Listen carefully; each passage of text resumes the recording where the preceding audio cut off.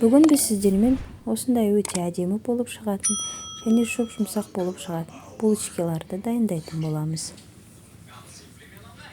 Ол үшін ең бірінші микроволновкаға сүтімізді жылытып аламыз да табағымызға ең бірінші сүтімізді құямыз. Одан кейін 2 ас қасықпен дрожжімізді саламыз сүтіміздің бетіне.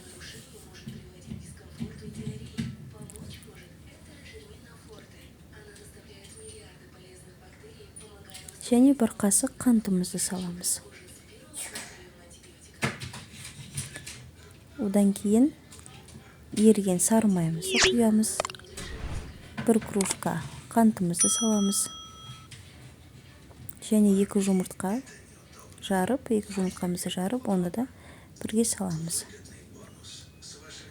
Барлығын венчиктің көмегімен жақсылап араластырып аласыздар.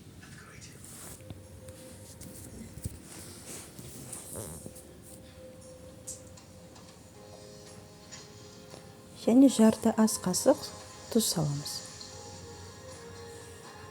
Тағы бір рет араластырып жібереміз. Араластырып болғаннан кейін жайлап ұнымызды салып, бірінші венчиктің көмегімен араластырып, одан кейін қолымыздың көмегімен жақсылап біріктіреміз.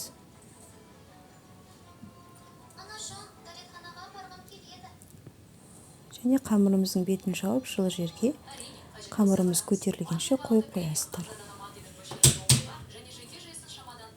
Міне біздің қамырымыз көтерілді. Енді осындай бөліктерге бөліп аласыздар. Барлығын описанияға жазып кететін боламын. Үлкен 3 бөлікке бөлген қамырымызды осылай оқтаудың көмегімен жайып аламыз.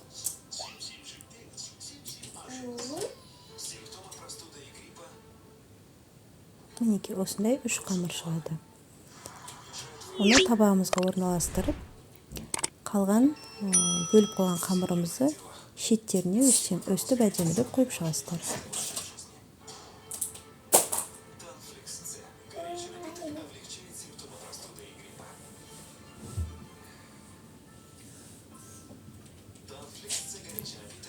Және дәл осы видеодағындай қылып орталарын пышақтың көмегімен кесесіздер.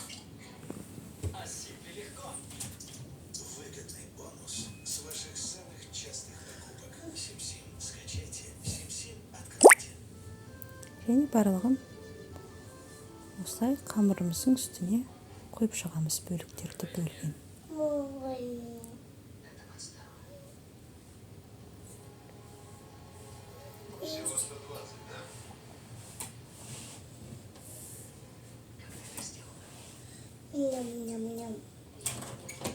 Одан кейін кішірек 3 қамырымызды алып, оны да осылай жұп-жұқа қылып жайып аламыз. Және барлығын үстіп ортасына орналастырамыз.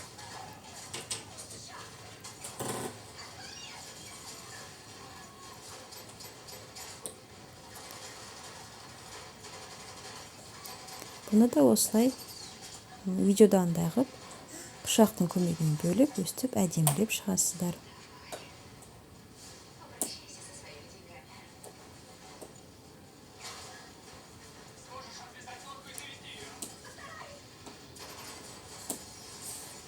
Және қалған 2 кішкентай қамырымызды біреуін жайып алып, осылай бөліктерге кесіп, екіншісінің үстін осылай әрлеп шығамыз.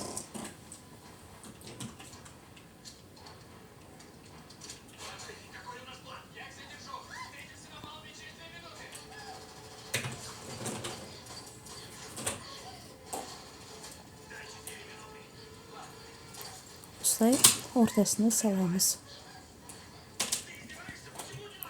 Одан кейін барлығының үстін жұмыртқаның сарысын барлығына жағып шығатын боласыздар. Одан кейін қызып тұрған пешімізде жақсылап пісіріп аласыздар.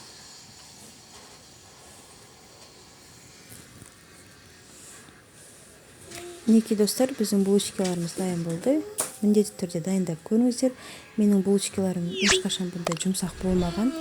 Маған өте қатты ұнады. Егер де менің рецептім ұнаған болса, маған тіркеліп қоңырауша белгісін басып кетуді ұмытпаңыздар.